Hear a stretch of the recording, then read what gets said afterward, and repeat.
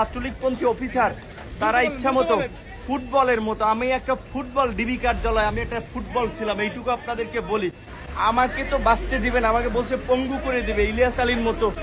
যদি আমি ওদের গরু ছাগলের মতো ঝুলাইয়া কারেন্টের শক দেয় এবং সিনিয়র জুনিয়র নাই, চট থাপ্পড় গরুর মতো হাত পাও বাইন্দা পিটাইতেছে, কেন রাজনীতি না করে অনেকের কাছে মুসলেকা চায়, মুসলেকা যে বাইরে যেন রাজনীতি না করে। আর আমাকে বিশেষ করে আমি কেন নির্বাচনে গেলাম না, 12 কোটি টাকা আমার অফার দিয়েছে, স্বরাষ্ট্রমন্ত্রী বাসায় নিয়ে গেছে, তারপর আমি কেন নির্বাচনে গেলাম না, শেখ হাসিনাকে নিয়ে গালিগালাজ করি, বক্তব্য দেই সরকারকে নিয়ে। এই কারণে আমাকে যারা ছাত্রলীগপন্থী অফিসার তারা ইচ্ছা মতো ফুটবলের মতো, আমি একটা ফুটবল ডিবি কার্যালয়, আমি একটা ফুটবল ছিলাম, এইটুকু আপনাদেরকে বলি।